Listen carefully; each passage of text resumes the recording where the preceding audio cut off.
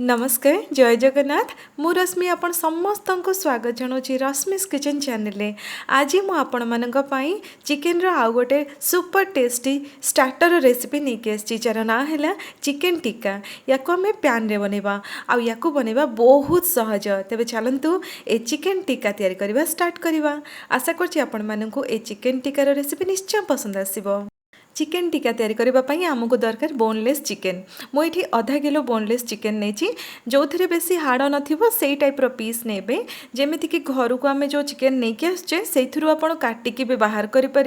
Breast piece को आपड़ यहपरिका छोट छोट पीस करके काटिपारे। ये मु केवल यही टाइप पीस नहीं जो थे कि बेसी हाड़ ना। चिकेन को मु भल भाव में धोई नहीं सारी। तेज चलतु मैरिनेशन करवा से अधा चामच लुण पकेबा। एथिरे आमे गोटे छोट चामच लेंबू रस पकेबा। लंका गुंड आमे आधा चामच पकेबा। एटा काश्मीरी रेड चिली पाउडर मु पकोचे जो थे कि बहुत सुंदर कलर आसीबो। नहले तो आपण राग पई नॉर्मल लंका गुंड भी पकई परिबे। एबे आमे सब को भल कि गोळै नबा।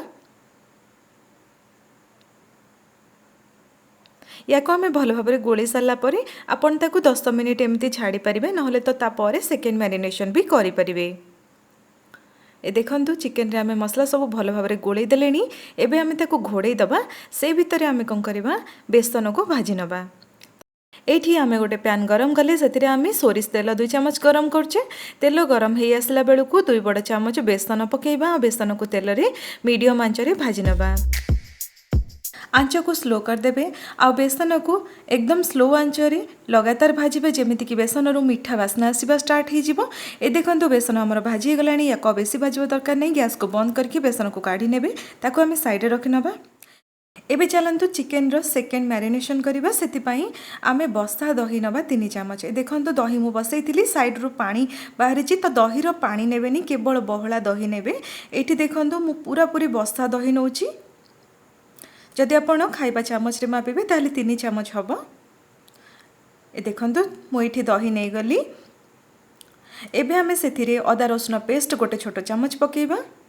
एबे आमे जीरा पाउडर गोटे छोट चामच पकेबा। धनिया पाउडर गोटे छोट चामच पकेबा। गरम मसला आधा छोट चामच पकेबा।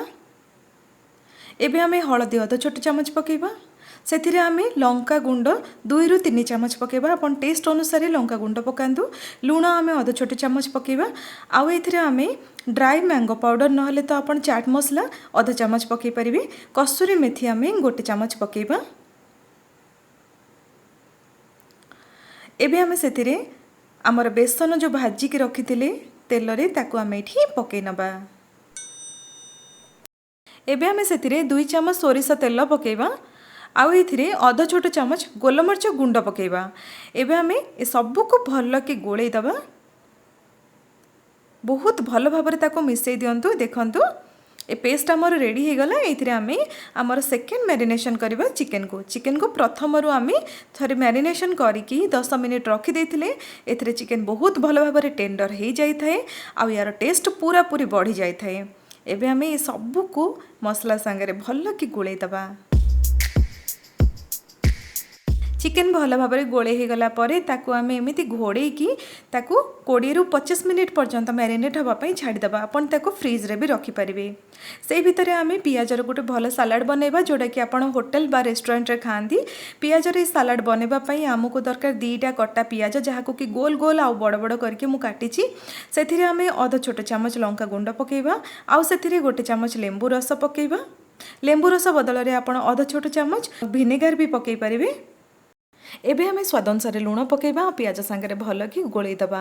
ए पियाज बहुत ही टेस्टी लगी थाए। सलाड को आप घरे निश्चय ट्राए करंतु। जेकोसी ढाबा रेसिपी रे ए रेसिपीटा निश्चय ट्राए करंतु। बहुत बढ़िया लगी थाए। एठी हमर पियाज सलाड रेडी हो गला। ताको हमें साइड रखिबा। एबे चलंतु जिबा हमर मैरिनेशन पाखको 20-25 मिनिट हो गलानी। हमर चिकेन बहुत भल भाव में मैरिनेट हो गलानी। याको आपण कम से कम 20 मिनिट पर्यंत मैरिनेट करंतु। किंतु याको जदि आपण घंटे रु 2 घंटा पर्यंत मैरिनेट करिवे ताले यार टेस्ट आहुरी बढ़ी जाए। नहले तो जेबे आपण को मन हम टिके खाइबा तार पूर्व दिन रु आपण मैरिनेट करके फ्रिज रे रखि परिबे। तबे चलंतु टिक्का बनैबा। सेति पई आमे गोटे पैन गरम करबा। सेथिरे आमे बटर पकेबा। बटर बदल रे आपण घी भी नै परिबे। नहले तो आपण तेल भी दे परिबे। एठी बटर आमर मेल्ट हवा स्टार्ट है बेसी पोड़ापी जमा देवेनि उपरको आप चिकेन देदेवे। ये मुझे गोटे नॉनस्टिक पैन रे बनाऊँगी से बेसी बटर कि बेसी तेल देली। जदि आप लुहा कड़े कि सिल्वर कड़े आलुमिनियम कड़े बनाऊँच ये टिक्का को ताहले आपन टिके अधिक तेल भी आप देपारे 2-3 चामच तेल देपारे ना तो घी कि बटर देपारे। देखो मुझे सब चिकेन को पैन उपर को नहीं गली। एबे आमे ताको घोड़ेदबा घोड़े स्लो आंचरे आमे 5 मिनिट पर्यंत चिकेन को सिझेदबा। आपन देखिबे चिकेन बहुत भल भाव सिझीजिवो आउ बहुत बढ़िया भाव आमर ए पैन रे टिक्का बनिबो। एटा सिझिबा भितरे आमे चलतु बड़ी मसला रे पियाज एवं कैप्सिकम को गोलेबा। देखो मु पियाज को काटी नेछि पूरा तार लेयर बाहर कर देछि आ बड़ बड़ पीस कर नेछि। कैप्सिकम को मध्य आमे ए टाइप रो काटी नबा। एबे आमे ए कैप्सिकम आ पियाज उभय को बड़ी मसला रे गोलेकी ताको भी मैरिनेट करदबा। आ सेतिरे कोन हबो हमर मसला भी वेस्ट हबनी। मसला पियाज और कैप्सिकम भितर को भी आसीबो तार फ्लेवर भी बढ़ाई दबो।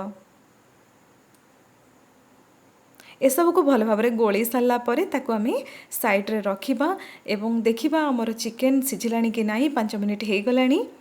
एठी आमे 5 मिनिट पर्यंत चिकेन को सिझाउथिले स्लो आंचरे मझिरे मु ताको थरे गोलेई थिली। ए देखंतु चिकेन हमर बहुत भल भाव सिझुची आ साइड रो तेल मध्य छाड़ी आसलानी। एबे आमे कैप्सिकम आउ पियाज को जो मसला संगे भल कि गोलेई थिले ताको वर्तमान एठी पकई नोचे। एबे आमे याको भल कि गोलेई दबा पुणी थरे घोड़े की मात्र 1 मिनिट पई स्लो आंचरे ताको सिझिबा पई दबा। ए देखंतु 1 मिनिट हे गलानी। चिकेन को पुणी थरे आपण गोलेई नियंतु। एबे आमे गैस को हाई कर दबा।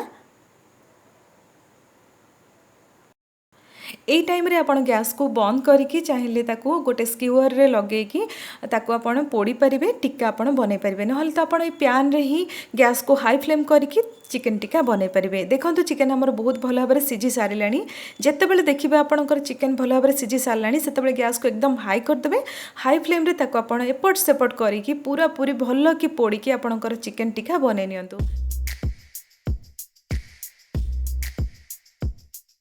मात्र 1 मिनिट पाई हाई फ्लेम रे ताको आपण भाजी नेबे। देखिबे चारिपटु पोड़िला भलिया कलर आसीबो आ बहुत सुंदर भाव रे तार बास्ना आसी थाए। एठी हमर प्रस्तुत हे गला super tasty starter chicken tikka. याको आमे केवल पैन रे ही बनै छी। देखंतु केते सुंदर देखा होची। एबे आमे ताको गरमा गरम सर्व करबा। ए चिकेन टिक्का को आपण एमिति तो खाली पार्टी रे भी खाई परिबे नहले तो ताको आपण गरम गरम रोटी परोटा नान संगे खांतु बहुत टेस्टी लागिवो। याको जेतेबेले आपण सर्व करछंती तयारी करथिबा पियाज रे सलाड को दबा पई जमा भूलिबेनी बहुत ही टेस्टी लागि थाए। आशा करछि आपण माननकु ए स्टार्टर रेसिपी निश्चय पसंद आसला। जदि आपण माननकु हमर आजिर ए टेस्टी रोसेईटा भल लागिला ताहाले वीडियो को लाइक कर देबे समस्तक संगे शेयर करी मो चैनल को सब्सक्राइब करबा पई जमा भूलिबेनी। तबे नेक्स्ट वीडियो रे पुणी थरे देखाबी आ नै के आसीबी आहुरी बढ़िया बढ़िया और सहजिया रेसिपी। रहिली नमस्कार। जय जगन्नाथ।